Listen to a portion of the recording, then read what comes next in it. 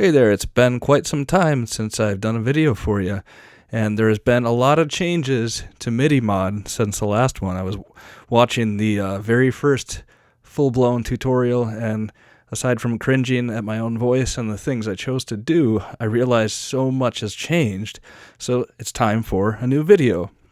So this version is 1.3.4, just released a couple days ago, and we'll just quickly walk through some of the new stuff that's here. You'll notice here I've got the Elektron Digitakt Black Friday impulse purchase. Don't regret it one bit. It's actually perfect for MIDI Mod, especially for demonstration purposes, because we got this nice bright screen and we can see the parameters being modulated as the MIDI comes over from MIDI Mod, which is awesome. Alright, so let's just kind of walk through what has changed. We'll start on the LFO screen. So starting with the LFO, we've got some new controls. We've got this phase control, and the phase will just change where the wave starts. So if you were to move the phase, we got a sawtooth wave here. If we were to move this phase up part way, it would actually start kind of in the middle of the ramp instead of at the bottom of it. So in terms of MIDI values, maybe it would start at somewhere around 63, climb to 127 before going down to 0. So that's all that phase does. Now in the intro track, I used one-shot mode to help simulate that time stretch effect.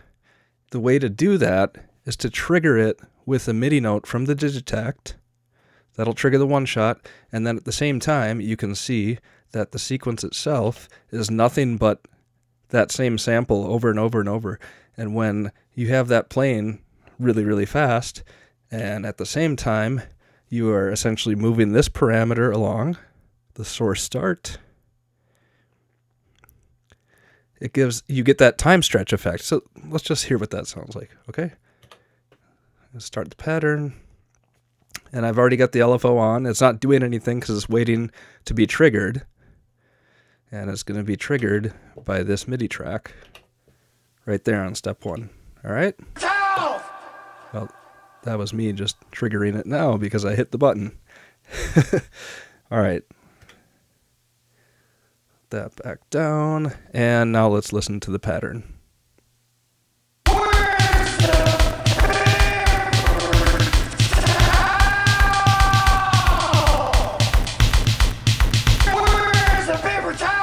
There you go. Kind of fun, kind of silly, but hey. All right, now some other stuff on the LFO screen. There's been some UI improvements. So if you tap on this, you'll be able to quickly edit parameters. You could delete it if you wanted to, or you can tap on it, and then you have these options that let you just edit things quickly without having to navigate through a bunch of menus. So hit channel, and if I want to change the channel, I can easily do that here. And this is useful for the Digitakt because we've got the 8 sample tracks are just MIDI channel 1 through 8. So right here we are set up on channel 3, which is actually the bass line. If we take a listen. So let's just play that, and then we'll play around with the channel in real time.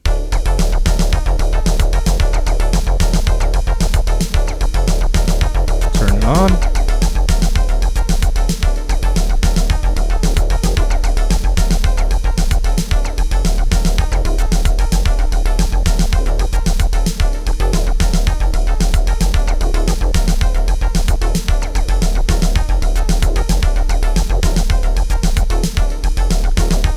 Now say we want to apply that bit crusher to something else, maybe the snare, just change this to channel 2. And there you go.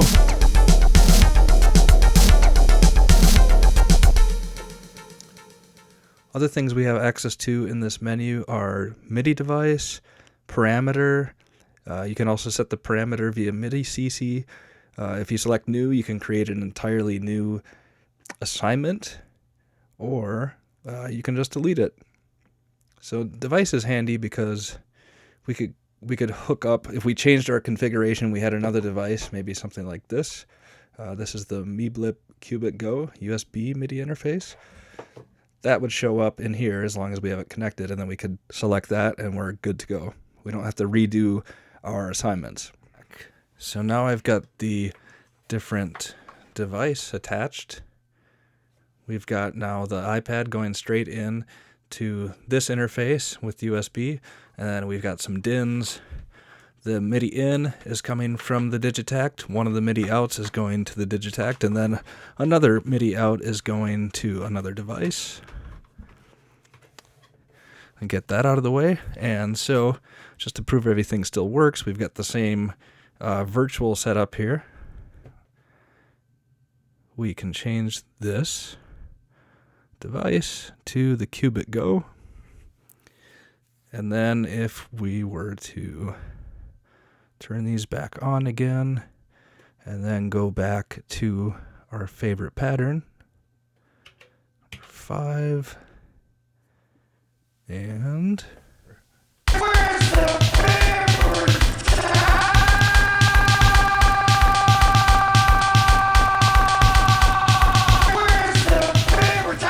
all right. And then the last thing I'll mention about the LFO is there is a linear knob control option. So that just means instead of going like this to adjust the value, you can go up and down like that.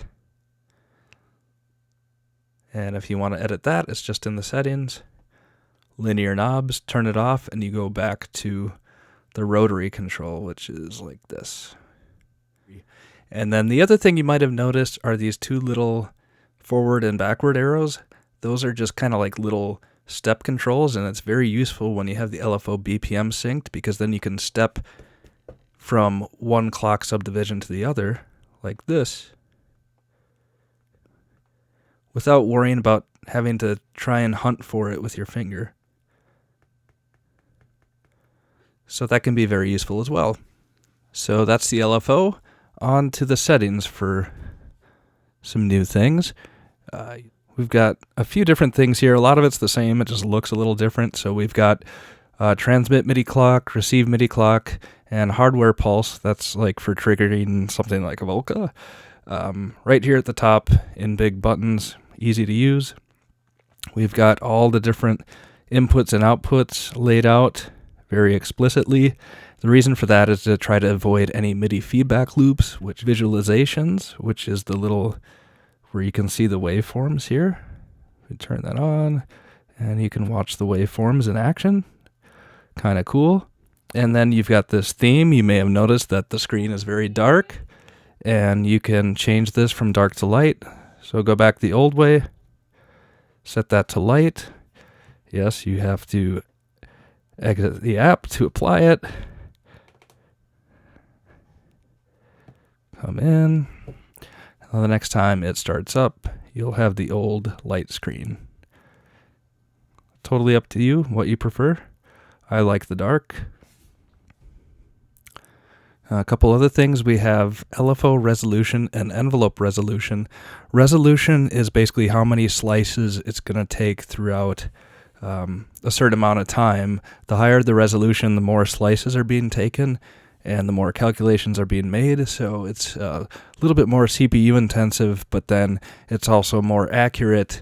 Let's say if you're using more than just standard 7-bit MIDI, if you're using NRPNs and they have a broader range of values like 0 to 255 instead of 0 to 127. But for basic 7-bit MIDI, 0 to 127, medium should be good enough to be perfectly smooth. You also have parameter mappings. And it looks pretty daunting. It's not too difficult, but this is a place where you can create your own custom mappings if you want.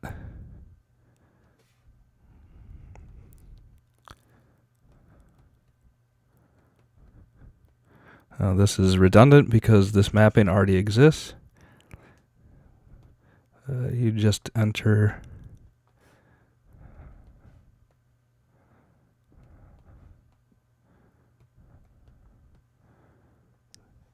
now you see this big ugly example here. That is basically telling you that you can either do a CC, NRPN, or a SysX string. I'm going to be really cheap here and just do a CC. And then you would set the value range here, 0 to 127. and then you just go on down the list. It is pretty tedious. However, if you know your device has a good MIDI implementation that's well documented, feel free to reach out to me, or you could submit a GitHub issue on the open source real-time MIDI control schema. I'll put a link to that in the description. You can just throw it on there as a GitHub issue, and then that way it's visible and everybody knows it's out there. All right, let's not cheap out on this. Let's do the real thing. All right. Type is sysx. And now I've got the documentation up on the screen in front of me, and we will do, let's just do the filter, okay? You don't have to type in the first and last MIDI bytes for sysx, so that would be F0 and F7. You don't need to do that. Okay, so I'm just going to look at filter cutoff. I want VCF cutoff. So it starts with 41. And then the next byte is 36.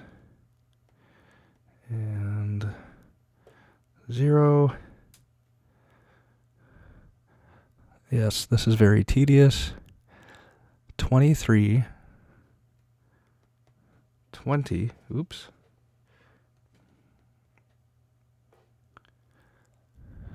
23, 20, 0, 1.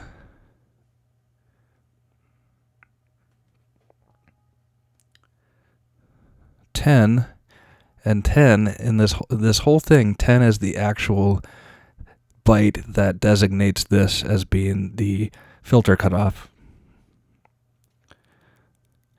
And then after that, we need to put in the value. One of these bytes has to be the value. Oh, it's the next byte. Okay. So the documentation just says 00, 0, but that's actually a variable. That's going to be, 0 through 127. So to do that, you can see in these other examples we have $V. That's for value. So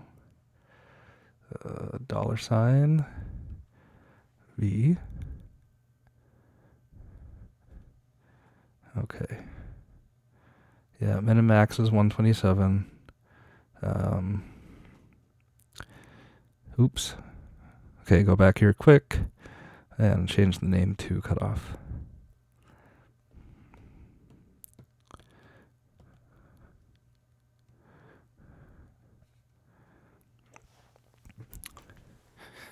And to prove I am not lying, that is the Juno control, MIDI Club Juno control. It's hooked up to my Alpha Juno, and it's also hooked up to the Cubit Go MIDI interface. And so now what we'll do is prove that it works. So now we're going to go to Output, Cubit Go, and for modulation now, we will select user-defined mappings. Oops. Alpha Juno, cutoff. All right, now I've got the output set to the Alpha Juno. Got the keyboard up here. Let's play a couple notes.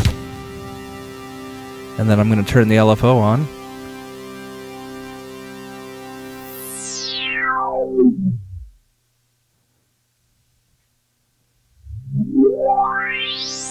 And we can hear that it's working. All right, so now as long as I got the keyboard up, I might as well talk about some of the improvements here. We've got dedicated pitch and mod wheels. There is a hold button, so we can play a couple notes and hold them. Velocity, which that might sound weird. It's on screen. How do you do that? Well, the further down you play, the higher velocity, and then the further up along the key, the lower. So let's just use the Alpha Juno again. So now I've got the alpha set back up, and I just set it to a little patch with filter envelope. It's not very interesting. And you can hear that the velocity isn't having any effect, but now when I go to the envelope settings and turn on dynamics, you can hear the effect on the filter is more intense if I play towards the bottom of the key as opposed to the top.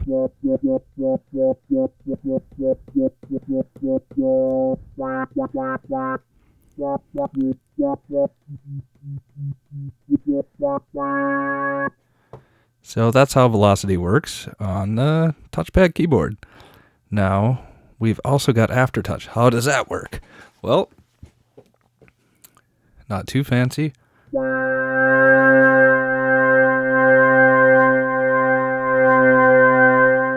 just touch and drag.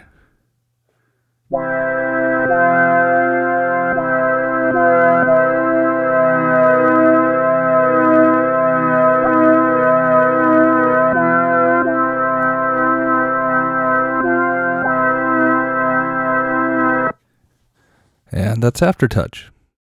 Alright, so now on to the Arpeggiator. The Arpeggiator is basically the same as before.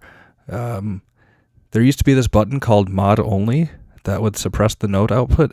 Now you have a note mute button. So if you wanted to suppress the notes, you would just push that. And then you have a mod mute button. So if you wanted to suppress modulation, you would just press that. And then you'll also notice these two sliders directly above those buttons. This is for note probability and mute or mod probability, and that works like this.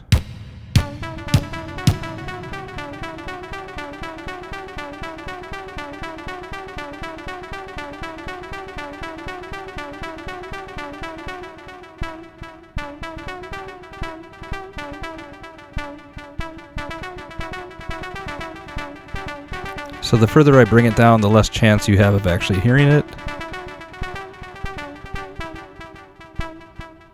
All the way down, you're not going to hear anything.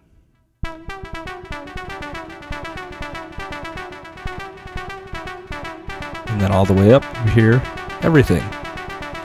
And then the same thing works for modulation. Okay, moving on, let's talk about some things that are a little bit different about the toolbar. The first thing you probably noticed is the link button. That's for Ableton Link. You turn that on, and then you can connect to, link-enabled things like Ableton, of course, or you can connect to link-enabled apps, which is great. And it's definitely the preferred way to do clock sync. If you have that option, you should use it. It's just way more accurate than MIDI clock and very, very responsive, and it's also two-way. So let's just check that out quick.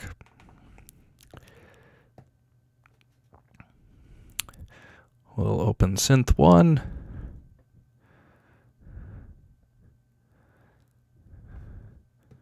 Start playing. And then link is on in here. And so if we go back,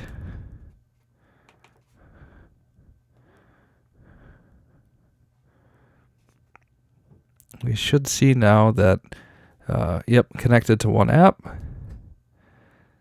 And so what that means is so now we can control the tempo of MIDI Mod with another link-enabled app, like this one. Now we're at 139. The other cool thing we can do is we can kind of use, any link-enabled app that accepts MIDI clock and sort of convert MIDI clock to link.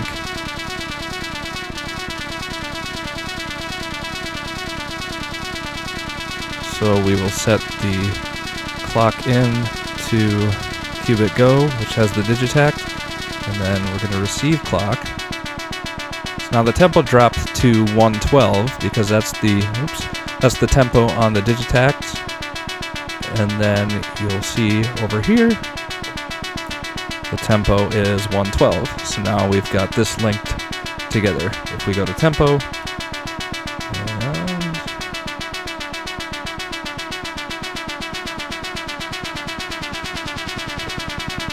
you can see they're perfectly linked together. Very nice, very handy. And then you'll also see in the toolbar that we have this little Bluetooth button. That is for Bluetooth MIDI. So if you have a Bluetooth MIDI controller, some Bluetooth MIDI source, you can use that right here. Just configure it right here. And after it's set up, you should just be able to access it in the device list. It'll show up. And the last addition I'll talk about is program change as a destination. Now, this is something that may or may not have good results depending on the device you're working with. Sometimes program changes can take quite a long time, or sometimes they can be really, really smooth. So like if you've got the, I know the Novation Base Station 2 has that Aphex Twin mode where it's basically just changing programs with every, all the different key presses, which is really crazy. But it's a lot of fun. If you've got something that works that way, yeah, you should check it out and select, go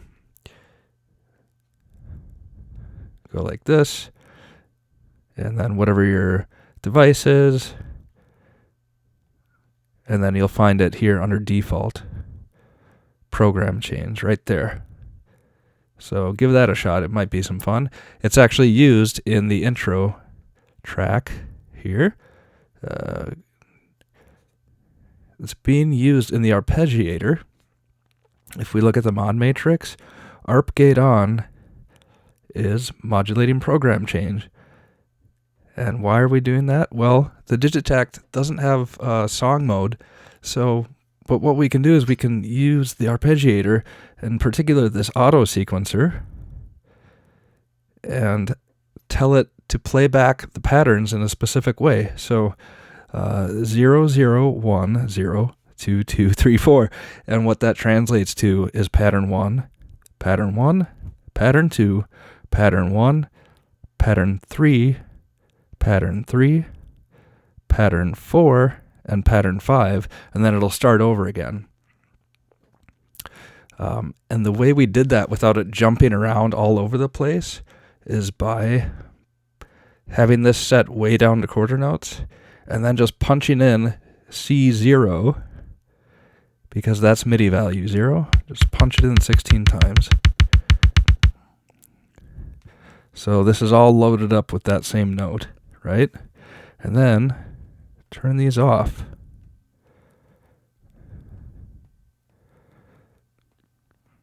Oops. Except that one. And then this will have the effect of, switching the pattern every few bars.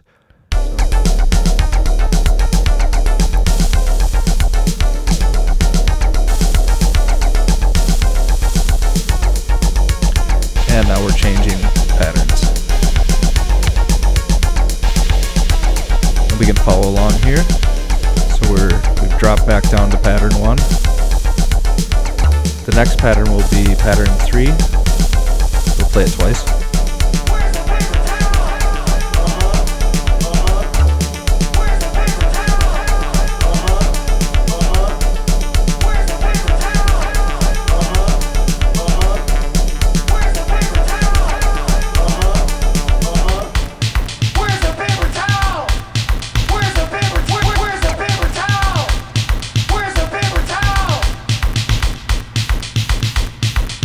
Oh, how disappointing. Got let down on the last pattern. What happened? Well, back to the way we were before. And we'll play that pattern.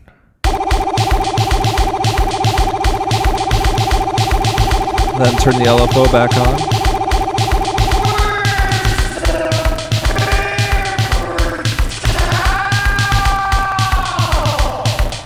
And turn this modulation back on as well.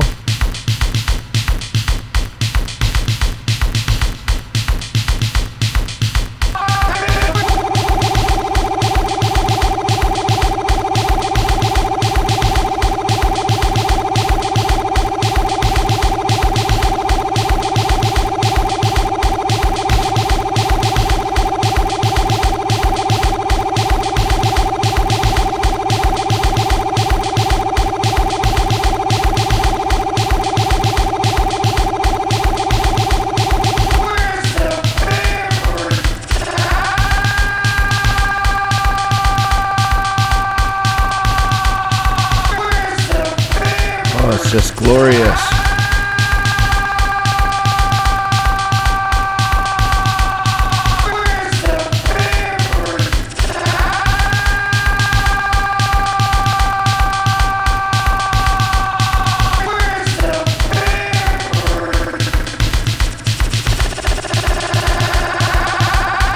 Wow, I love it. Probably the best thing I've ever done. All right, anyway, that sums it up for the new changes. Thanks so much for watching.